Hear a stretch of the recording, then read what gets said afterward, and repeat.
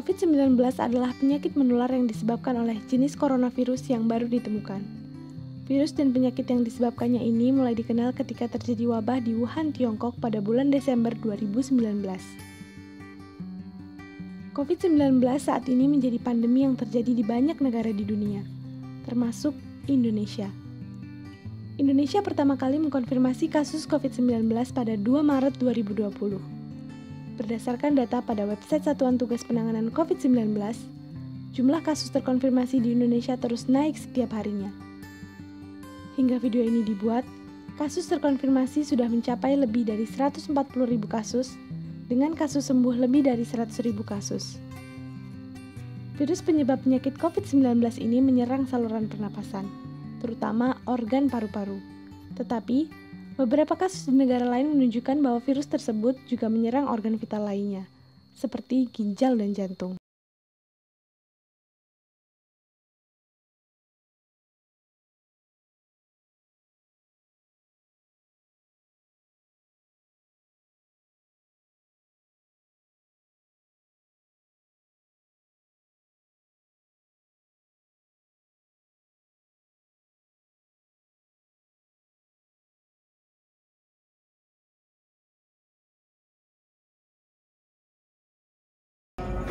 Mekanisme sistem pernafasan, atau gimana sih cara kerja sistem pernafasan?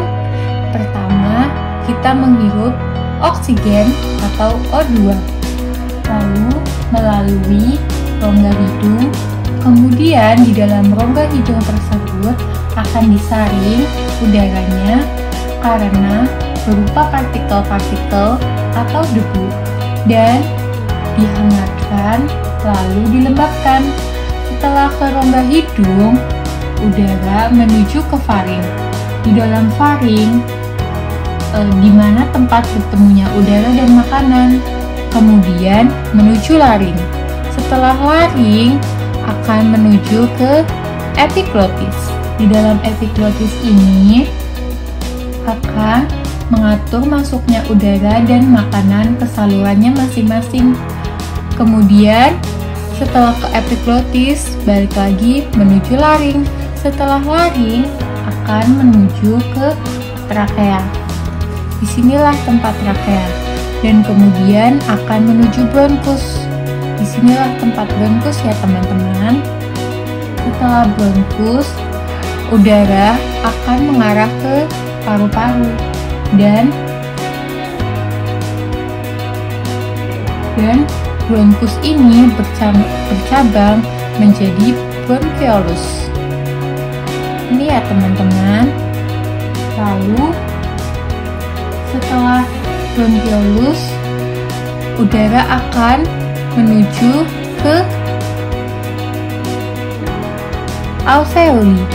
Alveoli ini akan terlarut di dalam selaput lembab. Dan selaput lembab ini terdapat di sini teman-teman. Ini alveoli jika diperbesar menjadi seperti ini. Lalu di dalam alveoli tersebut akan terlarut di dalam selaput lembab. Selaput lembab ini yang melapisi permukaan dalam alveoli dan kemudian berdifusi secara cepat melintasi epitelium ke dalam darah kapiler.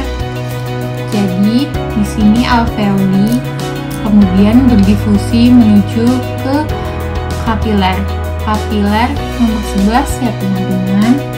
Kemudian di dalam kapiler darah yang mengelilingi setiap alveoli dan dalam arah berlawanan, di sini menuju ke sana, keluar, dan di sini menuju ke dalam. Dan yang berlawanan karbon dioksida berdifusi kembali dari kapiler darah menuju ke kapilium alveoli. Lalu kita perkecil kembali akan menuju ke rongga udara untuk dikeluarkan tubuh melalui mekanisme ekspirasi. Gitu teman-teman. sih ekspirasi? Ekspirasi adalah menghembuskan udara dari dalam paru-paru menuju keluar tubuh. Bagaimana sih mekanisme ekspirasi?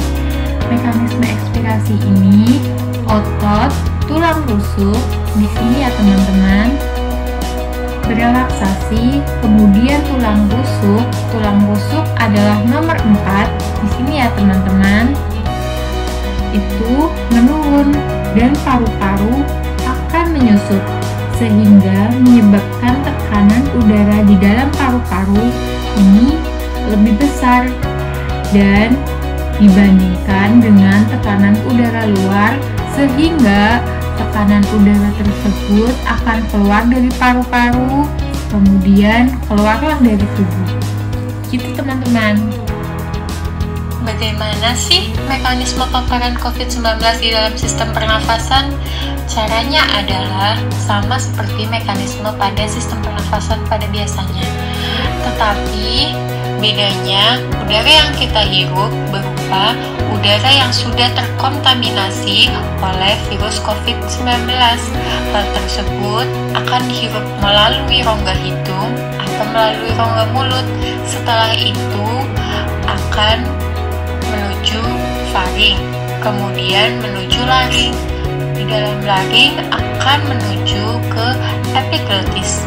Setelah epiglotis kembali menuju laring dan kemudian menuju trakea dan kemudian menuju ke bronkus. Setelah menuju bronkus akan menuju ke paru-paru. Di dalam paru-paru virus tersebut akan melalui reseptor ACE. Lalu di mana sih reseptor ACE tersebut? Reseptor ACE ini dapat dilihat melalui mikroskop.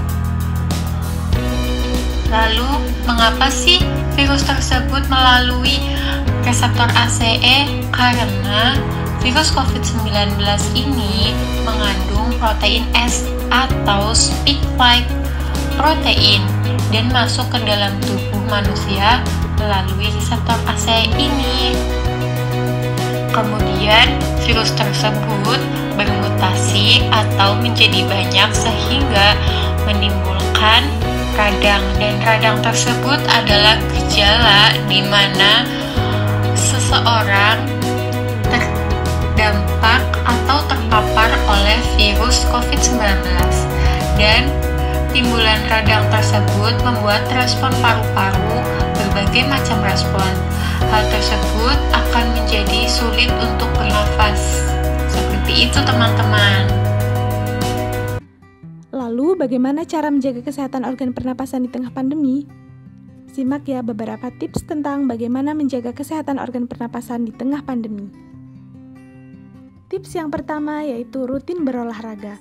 Cara tersebut merupakan cara yang sangat efektif, sebab terdapat gerakan aktif yang dapat memperlancar sirkulasi tubuh. Dengan begitu, organ pernapasan terutama paru-paru tetap terjaga kesehatannya. Tapi ketika berolahraga di luar ruangan, jangan lupa ya untuk tetap mengikuti protokol kesehatan. Tips yang kedua yaitu mengonsumsi makanan bergizi dan minum banyak air putih. Karena telah terbukti ketika orang yang kekurangan nutrisi yang seimbang akan rentan terkena berbagai gangguan pernapasan. Walaupun teman-teman sedang di rumah aja, tentu saja tubuh tetap perlu asupan seperti buah-buahan dan sayur-sayuran. Tips yang ketiga yaitu rajin mencuci tangan. Teman-teman mungkin sudah terbiasa ya melakukannya di masa pandemi ini, karena terdapat banyak ancaman terserang penyakit pernapasan apabila kita tidak menjaga kebersihan tangan. Pihak kesehatan telah menyarankan untuk mencuci tangan setidaknya selama 20 detik dengan air mengalir atau menggunakan hand sanitizer. Tips yang keempat yaitu menghindari paparan polusi. Selain menjaga kebersihan tangan, pihak kesehatan juga menyarankan untuk menggunakan masker setiap keluar rumah. Ternyata banyak loh manfaat dari penggunaan masker ini, seperti terhindar dari udara kotor, asap kendaraan, asap rokok, menjaga kesehatan organ pernapasan, dan tentu saja mencegah penularan COVID-19. Teman-teman jangan lupa ya untuk selalu memakai masker ketika akan keluar rumah. Tips yang terakhir yaitu mendapatkan vaksin serta memeriksa kesehatan pribadi secara berkala. Di masa pandemi ini, vaksin untuk COVID-19 memang belum ditemukan. Namun, penyakit pernapasan lain seperti flu, TBC, pneumonia dapat dicegah secara efektif ketika menggunakan vaksin. Rutin memeriksakan kesehatan tubuh bertujuan untuk mendeteksi berbagai penyakit yang berpotensi menyerang. Sebab tidak sedikit dari penyakit pernapasan yang tidak menimbulkan gejala dan hanya akan terasa sakit ketika kondisinya sudah mulai memburuk. Jadi, teman-teman jangan lupa ya untuk cek kesehatan ke dokter terdekat secara rutin.